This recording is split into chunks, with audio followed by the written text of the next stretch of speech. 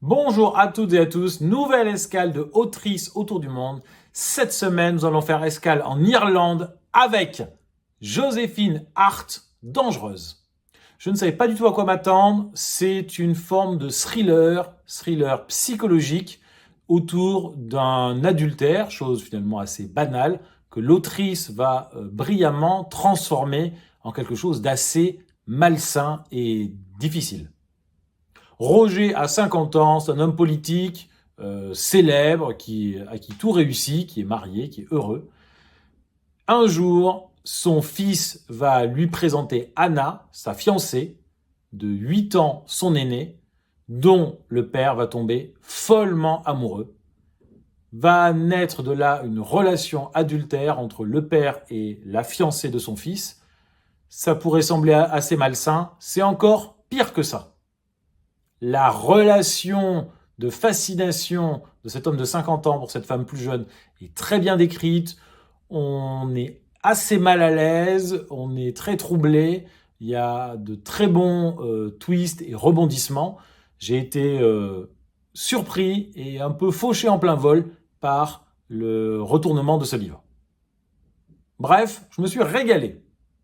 Et comme d'habitude, pour vous donner un ordre d'idée, je vous ai ramassé quelques phrases en chemin.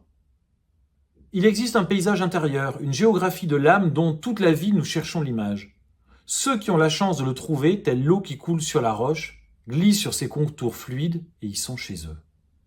Il en est ainsi avec les fortes personnalités. Plus on s'éloigne du rivage, plus on sent que les eaux leur appartiennent.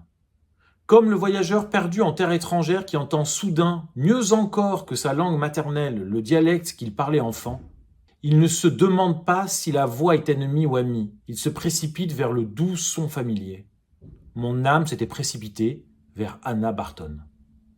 Être mené à la vie par un autre comme je l'étais par Anna induit d'étranges besoins, totalement inconcevables auparavant. Respirer devenait plus difficile sans elle.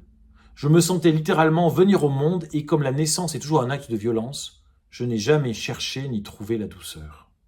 Nous étions faits pour autre chose, pour des besoins qui devaient être satisfaits nuit et jour, pour les désirs soudains, pour un étrange langage du corps.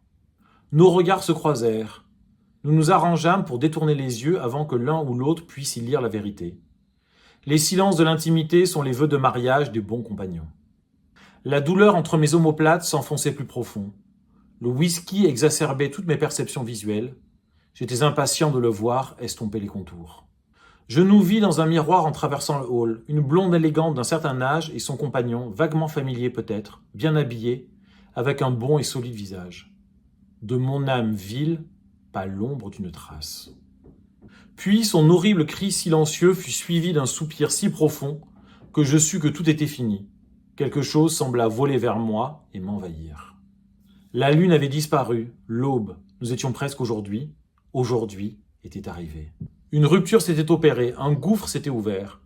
Désormais, je n'échapperais plus à la lumière crue de la réalité.